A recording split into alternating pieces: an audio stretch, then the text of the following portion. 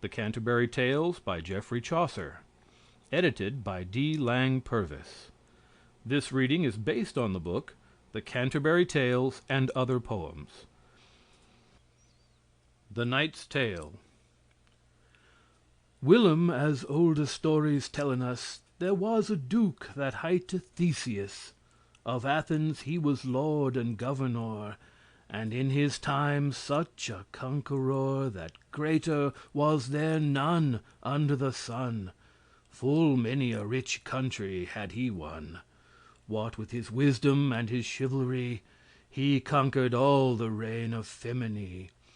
That whilom was yclept Scythia, and wedded the Queen Hippolyta, and brought her home with him to his country, with muchel glory and great solemnity, and eke her younger sister Emily.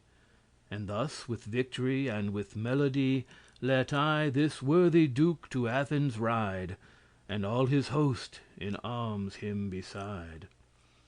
And certes, if it n'ere too long to hear, I would have told you fully the mannere how wonnen was the reign of Feminy by Theseus and by his chivalry, and of the great battle for the nonce betwixt Athenes and the Amazons, and how assieged was Hippolyta, the fair hardy queen of Scythia, and of the feast that was at her wedding, and of the tempest at her homecoming. But all these things I must as now forbear. I have got what a large field to ear, and weak be the oxen in my plow. The remnant of my tale is long enow. I will not letten eke none of this rout.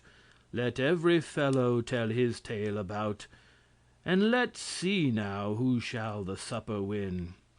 There, as I left, I will again begin. This duke, of whom I make mention, when he was come almost unto the town, in all his weal and in his moste pride, he was ware, and he cast his eye aside, where that there kneeled in the highe way a company of ladies tway and tway, each after other, clad in clothes black. But such a cry and such a woe they make, that in this world n'is creature living that hearde such another waymenting. And of this crying would they never stenten, till they the rainis of his bridal henten. What folk be ye that at mine homecoming perturben so my feast with crying? Quoth Theseus. Have ye so great envy of mine honor, and that thus complain and cry? Or who hath you misboten or offended? Do telle me, if it may be amended. And why that ye be clad thus all in black? The oldest lady of them all then spake, when she had swooned with a deadly cheer, that it was ruth for to see or hear. She said, Lord, to whom fortune hath given victory, and as a conqueror to liven, naught grieveth us your glory and your honor, but we beseechen mercy and succor. Have mercy on our woe and our distress. Some drop of pity, through thy gentleness, upon us wretched women let now fall. For certes, Lord, there is none of us all that hath not been a duchess or a queen. Now we be caitiffs, as it is well seen. Thanked be fortune and her false weal, that none estate insureth to be well. And certes, Lord, to biden your presence here in this temple of the goddess Clemence, we have been waiting all this fortnight. Now help us, Lord, since it lies in thy might. I, wretched wight, that weep and wail thus, was whilom wife to King Capaneus, that staffe at Thebes, cursed be that day.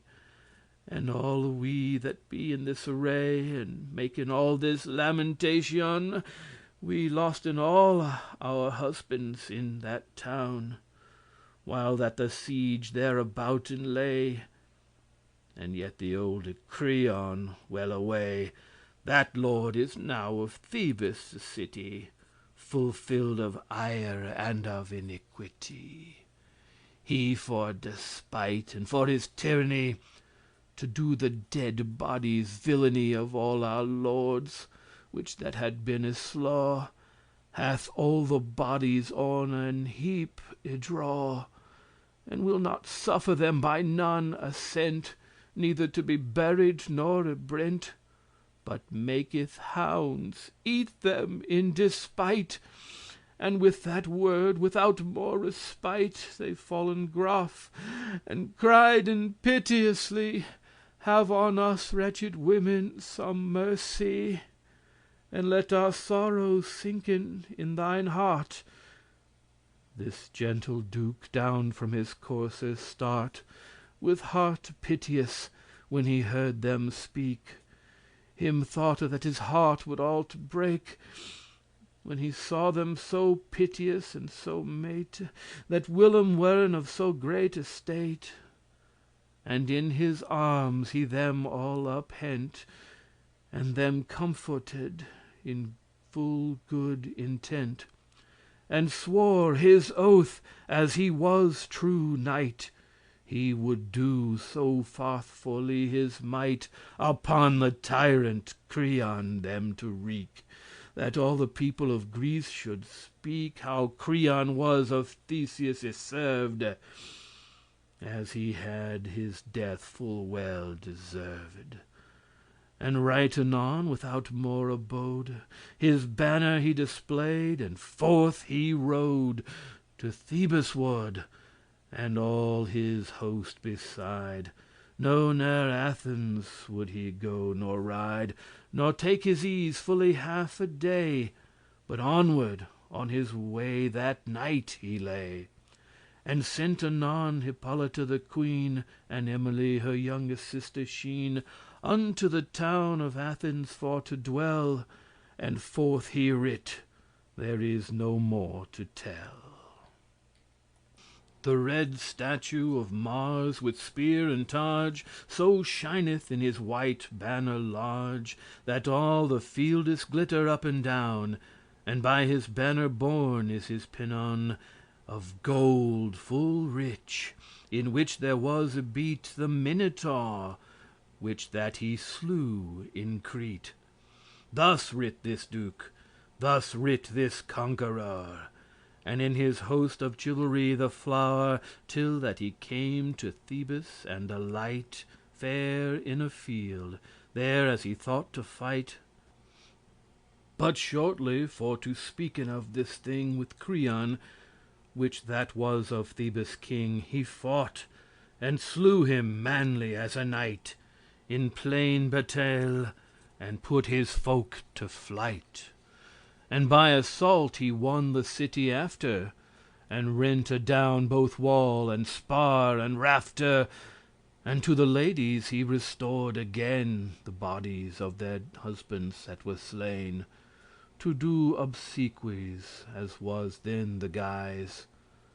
But it were all too long for to devise that great clamour and the waymenting which the ladies made at the brenning of the bodies, and the great honour that Theseus the noble conqueror did to the ladies when they from him went. But shortly for to tell is mine intent. When that this worthy Duke, this Theseus, had Creon slain, and wonnen Thebes thus, still in the field he took all night his rest, and did with all the country as him lest, to ransack in the tasks of bodies dead, them for to strip of harness and to weed. The pillars did their business and cure, after the battle and discomfiture. And so befell that in the task they found, through girt with many a grievous bloody wound, two younge knights ligging by and by, both in one arms, wrought full richly, of which two Arcita hight that one, and he that other hight Palamon. Not fully quick, nor fully dead they were, but by their coat armor and by their gear the heralds knew them well in special, as those that weren of the blood royal, of Thebes, and of Sistren too y-born. Out of the task the pillars have them torn, and have them carried soft unto the tent of Theseus, and he full soon them sent to Athens, for to dwellen in prison perpetually, he in old no ransom. And when this worthy duke had thus done, he took his host, and home he writ anon, with laurel crowned as a conqueror, and there he lived in joy and in honor term of his life. What needeth wordes mo'? And in a tower, in anguish and in woe, dwellen this Palamon and eke Arcita. For evermore there may no gold them quite.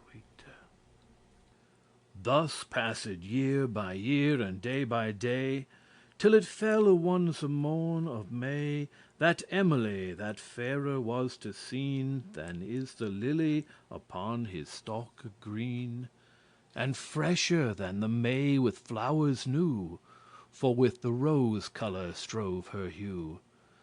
I note which was the finer of them two.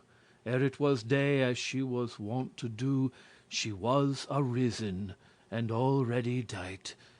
For May will have no sluggardy a night. The season pricketh every gentle heart, and maketh him out of his sleep to start, and saith, "Arise and do thine observance." This maketh Emily have remembrance to do honor to May, and for to rise. Y-clothed was she fresh for to devise. Her yellow hair was braided in a tress behind her back, a yard along, I guess, and in the garden at the sun uprist she walketh up and down whereas her list. She gathereth flowers, party white and red, to make a Subtitle garland for her head. And as an angel heavenly she sung, the greate tower that was so thick and strong, which of the castle was the chief dungeon, whereas these knights weren in prison, of which I told you, and telle shall, was even joinant to the garden wall. There, as this Emily had her playing, bright was the sun and clear that morrowning. And Palamon, this woeful prisoner, as was his wont by leave of his jailer, was risen, and roamed in a chamber on high, in which he all the noble city sigh, and eke the garden full of branches green, there as this fresh Emilia the sheen was in her walk, and roamed up and down. This sorrowful prisoner, this Palamon, went in his chamber roaming to and fro, and to himself complaining of his woe, that he was born, full oft he said, alas, and so befell by adventure or cas, that through a window thick of many a bar, of iron great, and square as any spar, he cast his eyes upon Emilia, and therewithal he blent and cried, "Ah!" as though he stungen were unto the heart. And with that cry Arcita anon upstart, and said, "Cousin mine, what aileth thee, that art so pale and deadly for to see? Why criedst thou? Who hath thee done offence? For God's love take all in patience. Our prison, for it may none other be, Fortune hath given us this adversity. Some wick aspect of disposition of Saturn by some constellation hath given us this, although we had it sworn. So stood the heaven when that we were born. We must endure. This is the short and plain. This Palamon answered and said again, Cousin, forsooth of this opinion thou hast a vain imagination. This prison caused me not for to cry, but I was hurt right now through mine eye into mine heart, that will my bane be. The fairness of the lady that I see yond in the garden roaming to and fro is cause of all my crying and my woe. I note where she be woman or goddess, but Venus is it soothly as I guess. And therewithal on knees adown he fell and said, Venus, if it be your will you in this garden thus to transfigure before me, sorrowful wretched creature, out of this prison help that we may scape, and if so be our destiny be shape, by etern word to dine in prison, of our lineage have some compassion, that is so low brought by tyranny. And with that word our seat gonna spy, whereas this lady roamed to and fro. And with that sight her beauty hurt him so, that if that Palamon was wounded sore, our seat was hurt as much as he, or more. And with a sigh he said piteously, The fresh beauty slayeth me suddenly, of her that roameth yonder in the place. And but I have her mercy and her grace, that I may see her at the leaste way, I am but dead. There is no more to say. This Palamon, when he these wordes heard, dispiteously he looked and answered, Whether sayest thou this in earnest or in play? Nay, quoth Arcite, in earnest, by my fay. God help me so, me lustful ill to play. This Palamon gan knit his brows tway. It were, quoth he, to thee no great honor for to be false, nor for to be traitor to me, that am thy cousin and thy brother, is sworn full deep, and each of us to other, that never for to dien in the pain, till that the death departen shall us twain, neither of us in love to hinder other, nor in none other case, my lieve brother, but that thou shouldest truly father me in every case, as I should father thee. This was the thine oath, and mine also certain. I wot it well, thou darest it not withsayn. Thus art thou of my counsel out of doubt. And now thou wouldest falsely be about to love my lady, whom I love and serve, and ever shall, until my hearte sterve. Now certes, false Arcite, thou shalt not so. I loved her first, and told thee my woe. As to my counsel and my brother sworn to father me, as I have told beforn, but which thou art bounden as a knight to help me, if it lie in thy might, or elles art thou false, I dare well sayn. This Arcita full proudly spake again. Thou shalt, quoth he, be rather false than I, and thou art false, I tell thee utterly, for paramour I loved her first ere thou. What wilt thou say? Thou wist it not right now, whether she be a woman or a goddess. Thine is affection of holiness, and mine is love, as to a creature, for which I told thee mine aventure. As to my cousin and my brother sworn, I pose that thou lov'st her beforn. Wist thou not well the old clerkes saw, that who shall give a lover any law?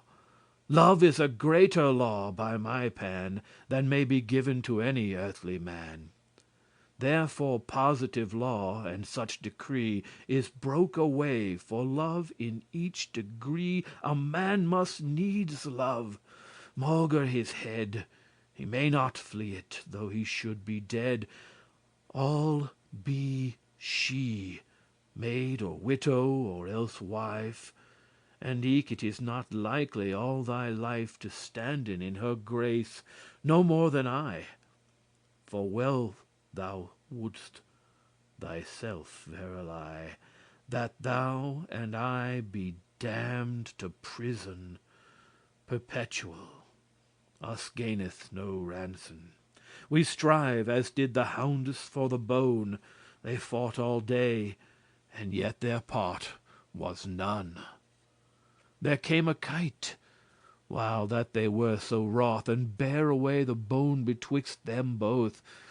And therefore at the kinge's court, my brother, each man for himself, there is no other.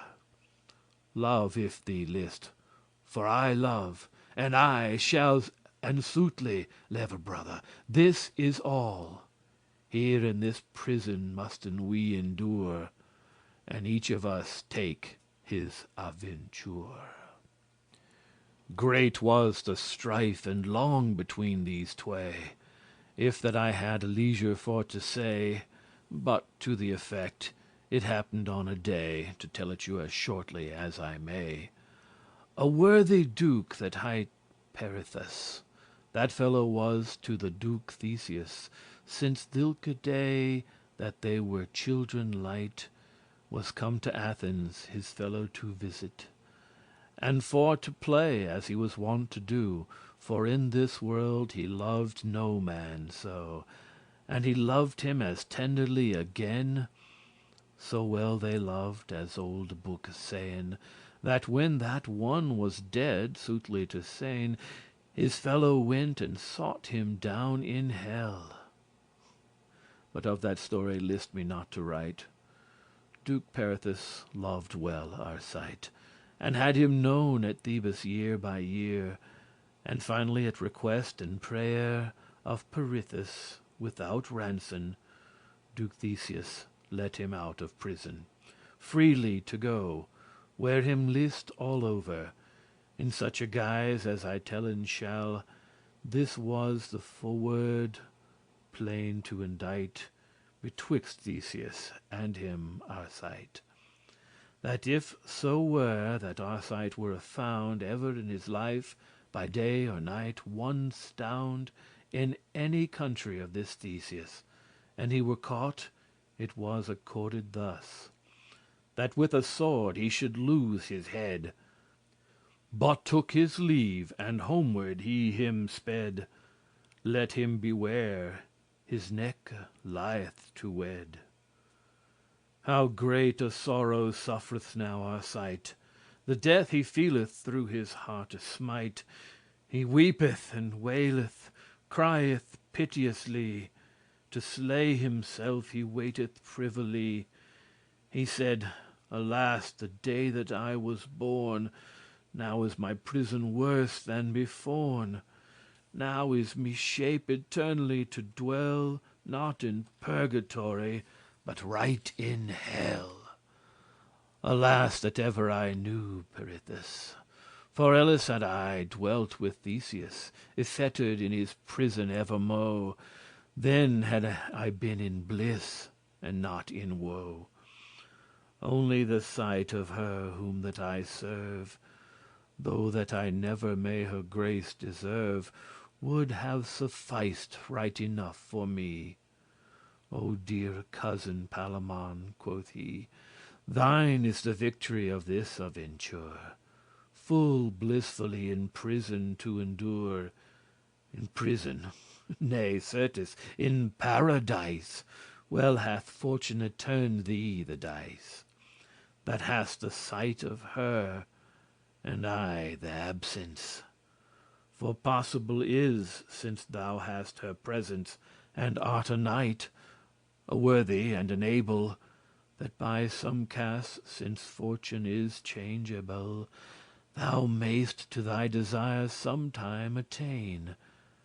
But I that am exiled and barren of all grace, and in so great despair, that there is earth, water, fire, nor air, nor creature that of them maked is, that may help nor comfort in this.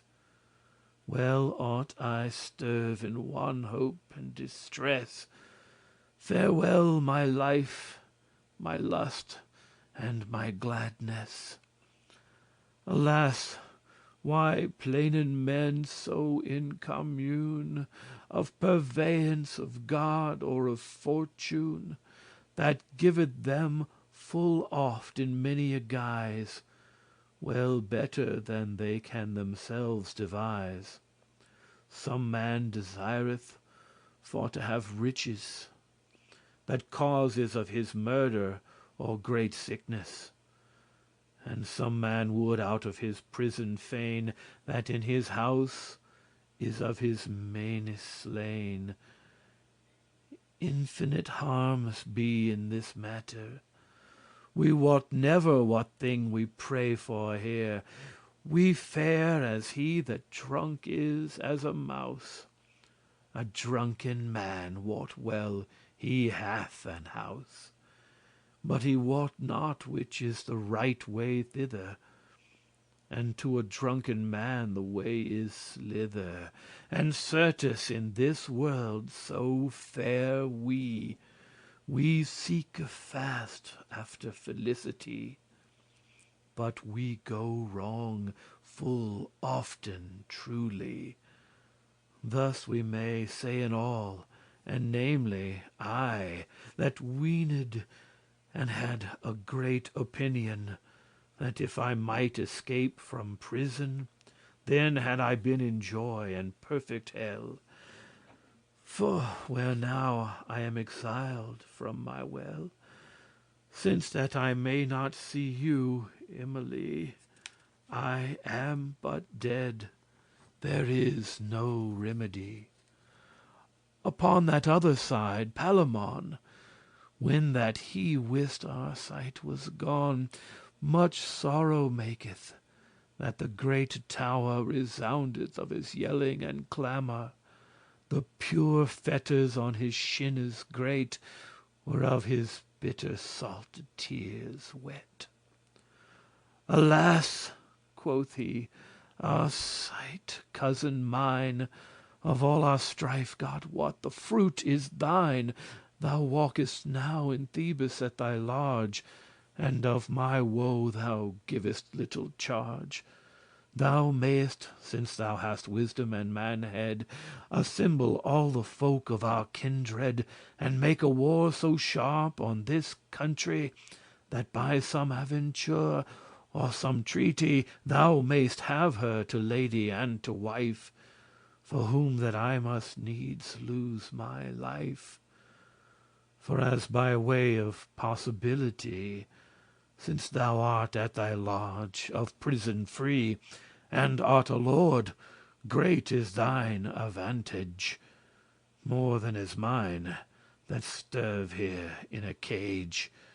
For I must weep and wail while that I live, with all the woe that prison may me give, and eke with pain that love me gives also, that doubles all my torment and my woe. Therewith the fire of jealousy upstart within his breast, and hent him by the heart so woodly, that he like was to behold the box tree, or the ashes dead and cold. Then said, O cruel goddess, that govern this world with binding of your word etern, and written in the table of adamant your parliament and your eternal grant, what is mankind more unto you hold than is the sheep that rooketh in the fold? For slain is man, right as another beast, and dwelleth eke in prison and arrest, and hath sickness and great adversity, and oftentimes guilteless Pardie, what governess is in your prescience, that guiltless tormenteth innocence, and yet increaseth this all my penance, that man is bounden to his observance, for Godde's sake, to letten of his will, whereas a beast may all his lust fulfill. And when a beast is dead, he hath no pain. But man after his death must weep and plain, Though in this world he have care and woe. Without a doubt it may standen so. The answer of this leave I to divines. But well I wot, that in this world great pine is. Alas, I see a serpent or a thief, that many a true man hath done mischief. Go at his lodge, and where him list may turn. But I must be in prison through Saturn, and eke through Juno, jealous, and eke Wood, that hath well nigh destroyed all the blood of Thebes with his waste walles wide, and Venus slayeth me on that other side. For jealousy and fear of him are sight. Now will I stent* of Palamon alight, and let him in his prison stille dwell. And of Arcite forth I will you tell. The summer passeth, and the nightes long Increase double wise the paines strong, Both of the lover and the prisoner. I note which hath the wofuller mister. For shortly for to say, this Palamon Perpetually is damned to prison, In chains and in fetters to be dead, And Arcite is exiled on his head For evermore as out of that country, Nor nevermore he shall his lady see. You lovers, ask I now this question: Who lieth the worse, Arcite or Palamon? The one may see his lady day by day, But in prison he dwelle must alway. The other, where him list, may ride or go, But see his lady shall he never mo'. Now deem all as you list, ye that can, For I will tell you forth as I began.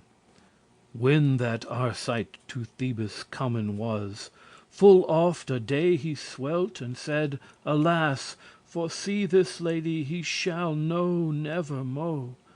And shortly to concluden all his woe, So much sorrow had never creature That is or shall be while the world may dure. His sleep, his meat, his drink is him beraft*, That lean he wecks, and dry as any shaft. His eyen hollow, grisly to behold, His hue sallow, and pale as ashes cold. And solitary he was, ever alone, And wailing all the night, making his moan. And if he heard song or instrument, Then would he weepen, he might not be stent*, So feeble were his spirits, and so low, And changed so, that no man coulde know His speech, neither his voice, though men it heard. And in his gear for all the world he fared Not only like the lover's malady Of Eros, but rather like many, Engendered of humours melancholic, Before his head in his cell fantastic. And shortly turned was all upside down, Both habit and eke disposition Of him, this woeful lover Dan Arcite. Why should I all day of his woe indite, When he endured had a year or two This cruel torment, and this pain and woe?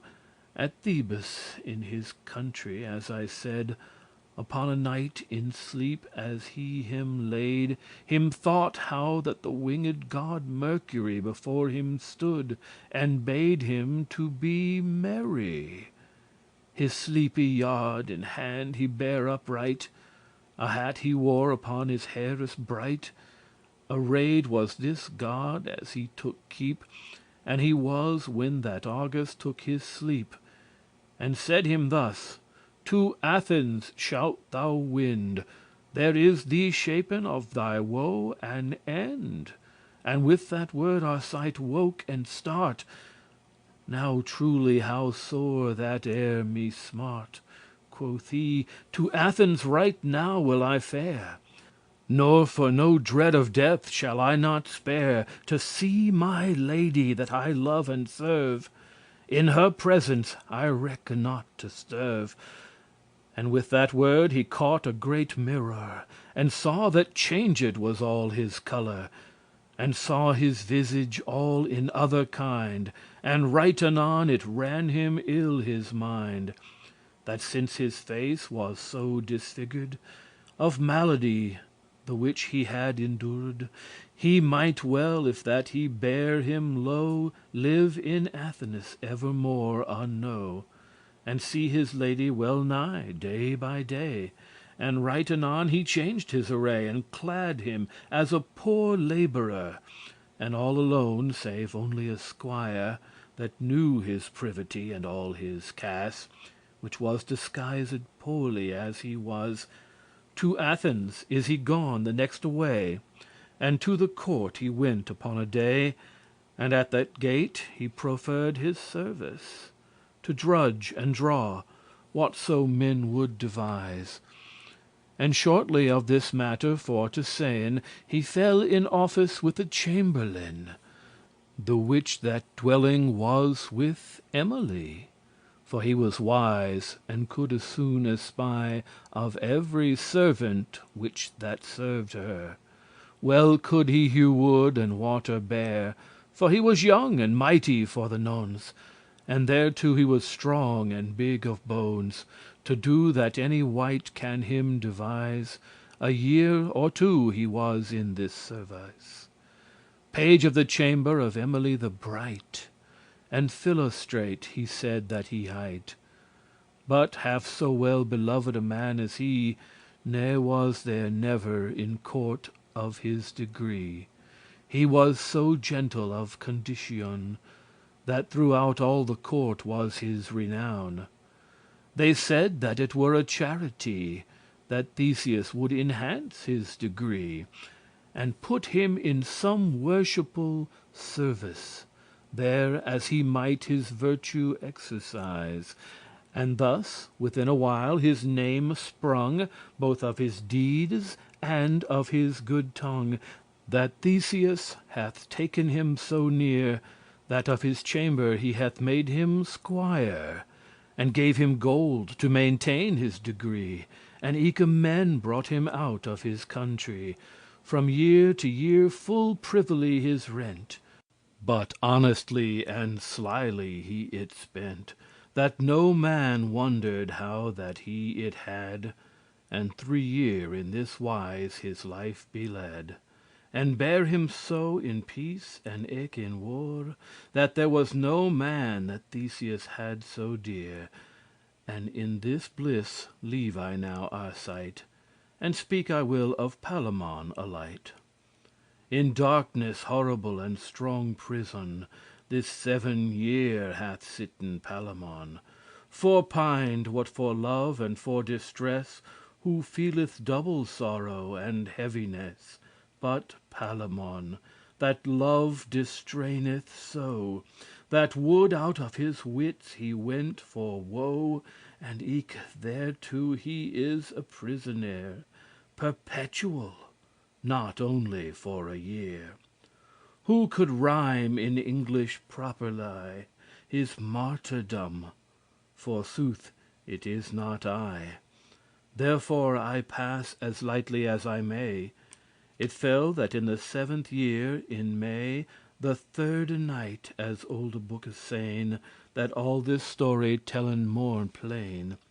Were it by aventure or destiny, As when a thing is shapen it shall be, That soon after the midnight Palamon, By helping of a friend, brake his prison, and fled the city fast as he might go, for he had given drink his jailer so of a clary made of a certain wine, with narcotes and opiae of Thebes fine, that all the night, though that men would him shake, the jailer slept, he might not wake. And thus he fled as fast as ever he may. The night was short, and fast by the day, that needes cast he must himself to hide, and to a grove fast there beside, with dreadful foot then stalked Palamon.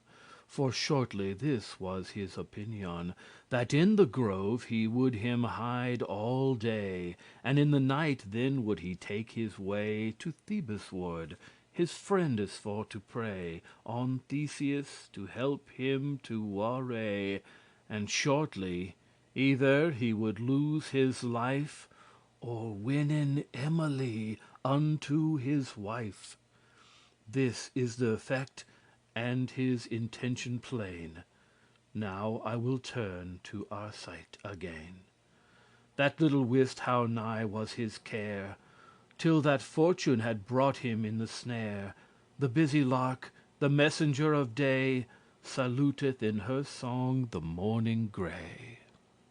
And fiery Phoebus riseth up so bright, that all the Orient laugheth at the sight, and with his streames drieth in the greaves the silver drops hanging on the leaves. And Arcite, that is in the court royal, with Theseus his squire principal, is risen, and looketh on the merry day, and for to do his observance to May, remembering the point of his desire, he on his courser starting as the fire, is ridden to the fields him to play out of the court, were it a mile or tway, and to the grove of which I have you told, by a venture his way began to hold, to make him a garland of the greaves, were it of woodbine or of hawthorn leaves. And loud he sang against the sun so sheen, "O May, with all thy flowers and thy green, right welcome be thou, fair fresh May. I hope that I some green here getten may."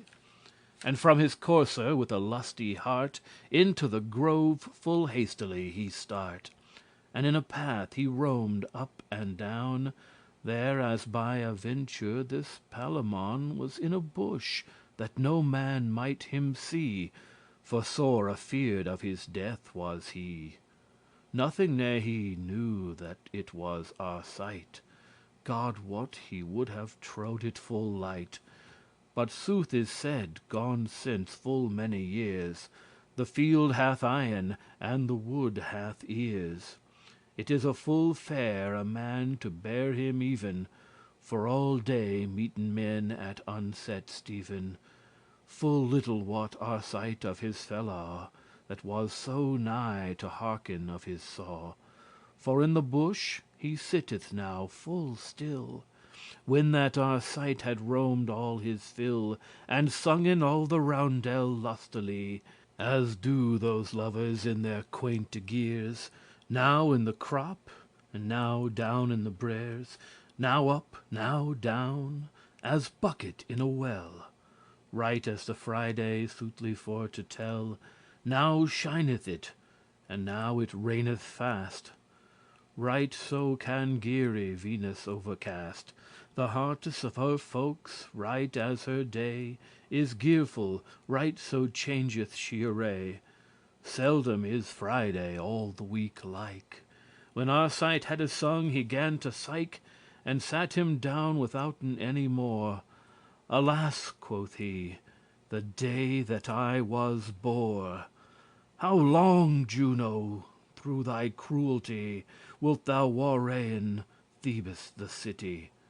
Alas, y brought is to confusion the blood royal of Cadm and Amphion, of Cadmus, which that was the firste man that Thebes built, or the first town began, and of the city first was crowned king. Of his lineage am I, and his offspring. by very line, as of the stock royal. And now I am so caitiff and so thrall, that he that is my mortal enemy, I serve him as his squire poorly. And yet doth Juno me well more shame, for I dare not beknow mine owen name. But there, as I was wont to hight Arcite, now hight I Philostrate, not worth a mite.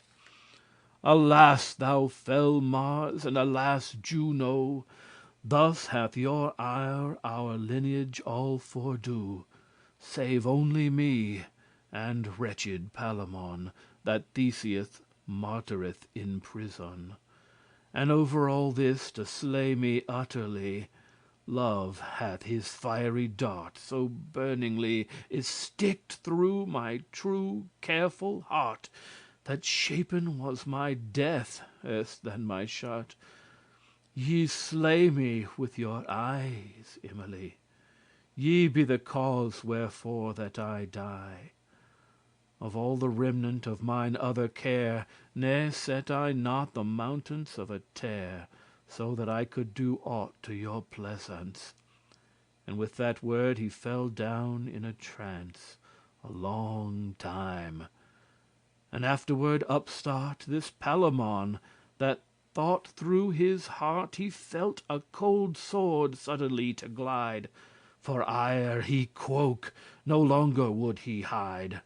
And when that he had heard Arcite's tale, As he were wood, with face dead and pale, He start him up out of the bushes thick, And said, "False Arcite, false traitor wick! Now art thou hent that lov'st my lady so, For whom that I have all this pain and woe, And art my blood, and to my counsel sworn, As I full oft have told thee herebeforn.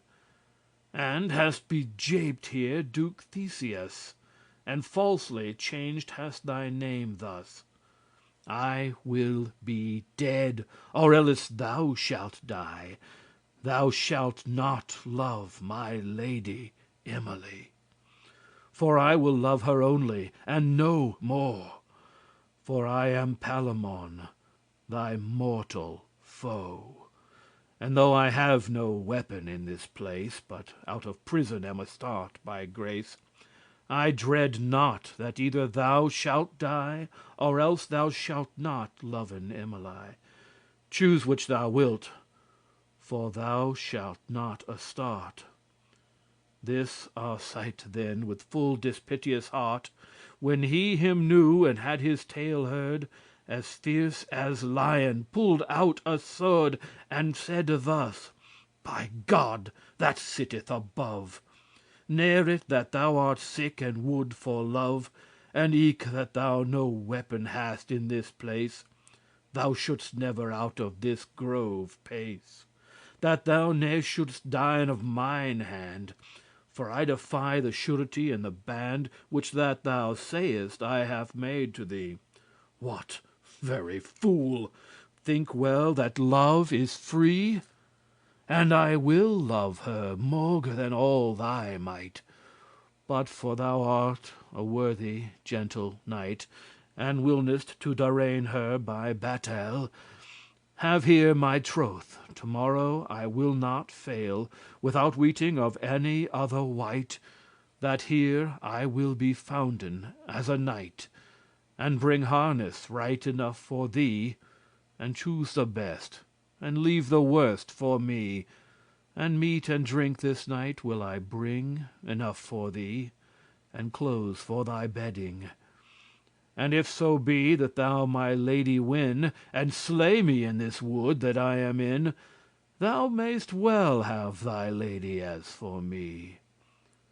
This Palamon answer'd, "I grant it thee." And thus they be departed till the morrow, When each of them hath laid his faith to borrow.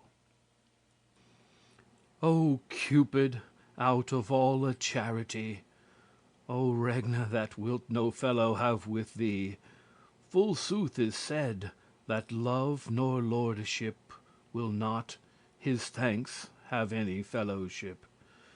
Well finden that Arcite and Palamon.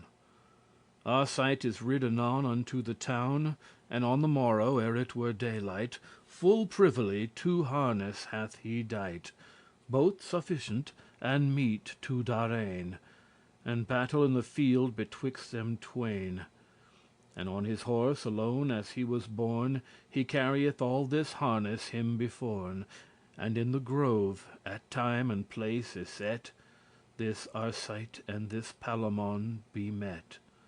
Then change gan the colour of their face, right as the hunter in the regne of Thrace, that standeth at a gap with a spear, when hunted is the lion or the bear, and heareth him come rushing in the greaves, and breaketh both the boughs and the leaves, thinketh, here comes my mortal enemy, without fail he must be dead or I, for either I must slay him at the gap, or he must slay me, if that me mishap. So fared they, in changing of their hue, as far as either of them other knew. There was no good day, and no saluting, but straight, withoute words, rehearsing, ever each of them holp to arm the other, as friendly as he were his owen brother. And after that, with sharpe speares strong, they foined each at other wonder long. Thou mightest ween that this Palamon in fighting were as a wood lion, and as a cruel tiger was Arcite. As wild boars gan they together smite, that froth as white as foam, for ire wood, up to the ankle fought they in their blood. And in this wise I let them fighting dwell, and forth I will of Theseus you tell. The destiny, minister general, that executeth in the world o'er all the purveyance that God hath seen beforn, so strong it is, that though the world had sworn the contrary of a thing, by yea or nay, yet sometime it shall fallen on a day, that falleth not eft in 1,000 year. For certainly our appetites here, be it of war, or peace, or hate, or love, all is this ruled by the sight above. This mean I now by mighty Theseus, that for to hunten is so desirous, and namely the greate hart in May, that in his bed there dawneth him no day that he is not clad and ready for to ride, with hunt and horn and hounds by his side. For in his hunting hath he such delight, that it is all his joy and appetite to be himself the great hart's bane, for after Mars he serveth now Diane. Clear was the day, as I have told ere this, and Theseus with alle joy and bliss, and with his Hippolyta the faire queen, and Emily, y-clothed all in green, on hunting be they ridden royally, and to the grove that stood there fast by, in which there was a hart, as men him told, Duke Theseus the straight way doth hold, and to the land he rideth him full right. There was the hart y wont to have his flight, and over a brook, and so forth on his way. This Duke will have a course at him or tway, with houndes, such as him lust to command. And when this Duke was come to the land, under the sun he looked, and anon he was ware of Arcite and Palamon, that fought breme, as it were bulles two. The bright swords went to and fro so hideously, that with the least stroke it seemed that it would fell an oak. But what they were, nothing yet he wote. This Duke his courser with his spurres smote, and at a start he was betwixt them two, and pulled out a sword and cried, "Ho! no more, on pain of losing your head." By mighty Mars, he shall anon be dead that smiteth any stroke that I may see. But tell to me what mystery men ye be, that be so hardy for to fighte here, without judge or other officer, as though it were in lists royally. This Palamon answered hastily and said, "Sir, what needeth wordes mo'? We have the death deserved both the two. Two woeful wretches be we, and caitives, that be accumbered of our own lives. And as thou art a rightful lord and judge, so give us neither mercy nor refuge, and slay me first for sainte charity, but slay my fellow eke as well as me.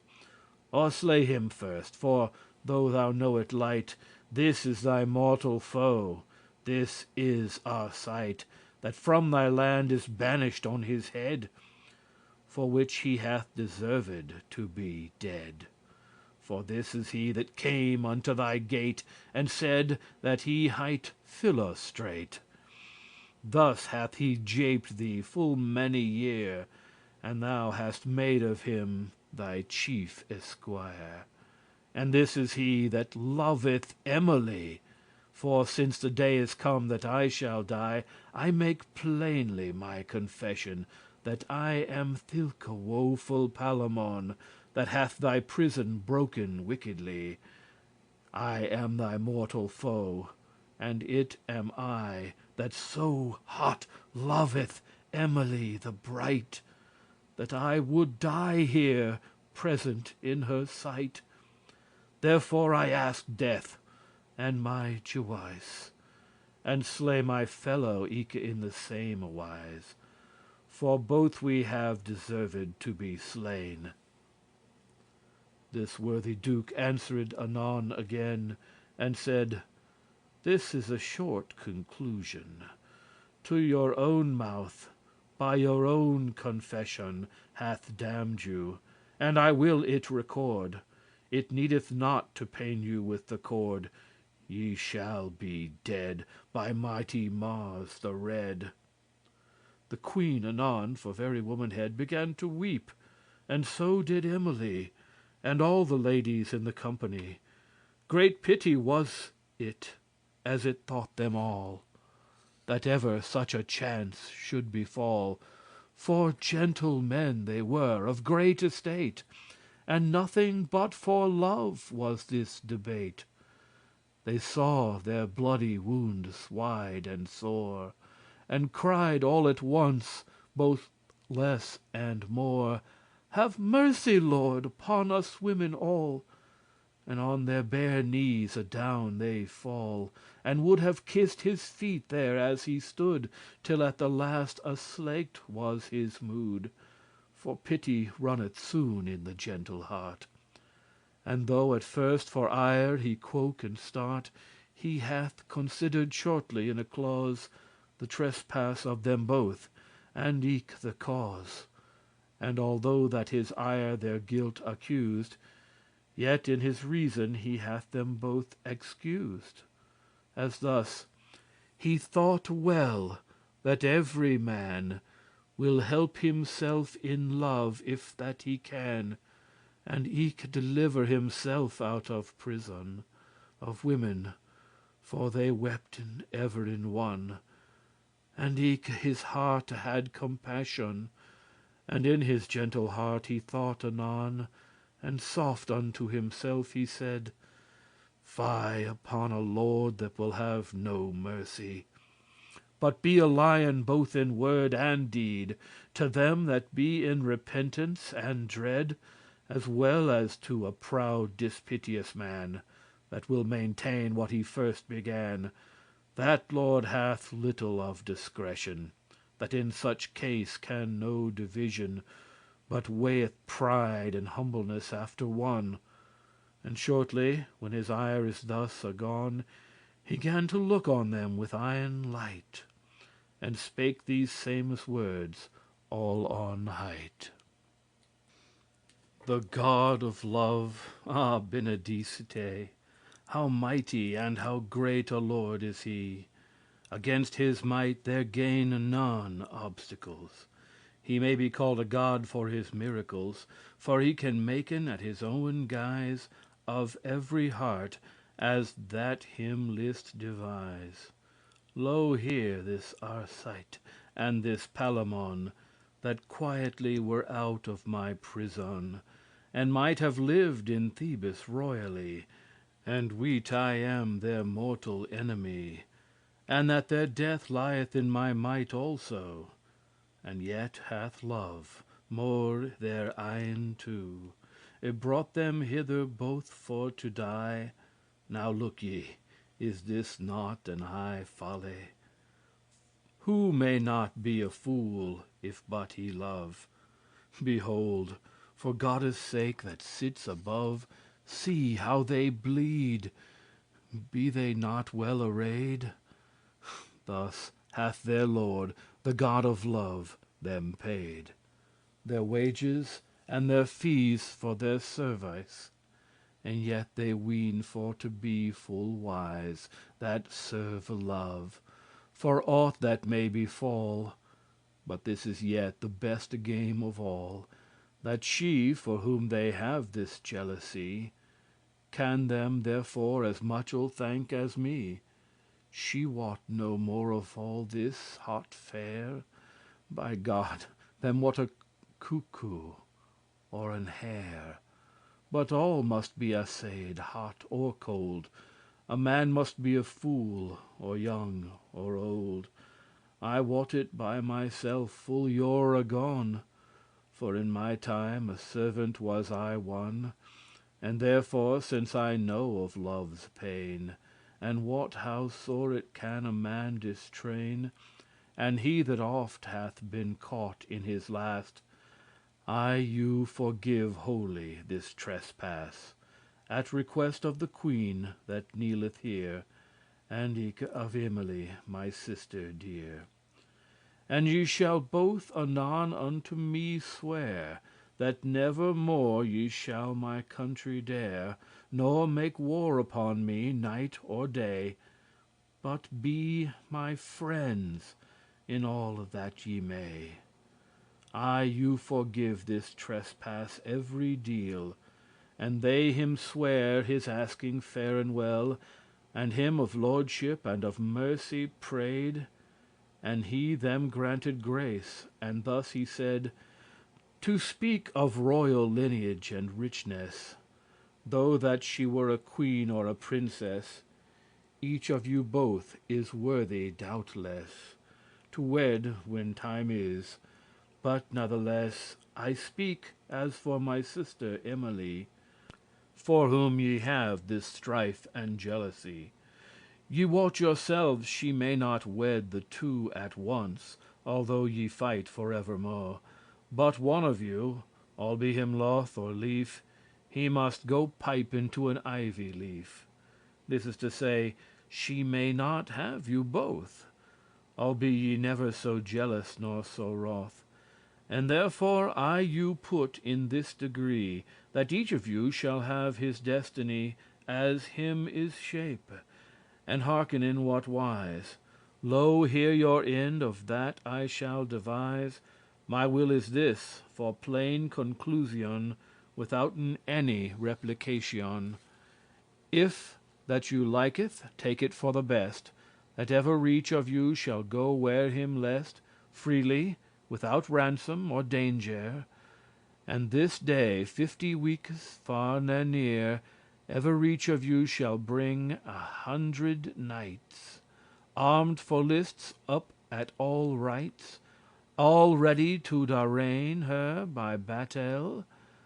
And this behete I you without fail, upon my troth, and as I am a knight, that whether of you both that hath might, that is to say, that whether he or thou may with his 100, as I spake of now, slay his contrary, or out of lists drive, him shall I give Emily to wive. To whom that fortune gives so fair a grace, the lists shall I make here in this place, and God so wisely on my soul rule, as I shall even judge be and true.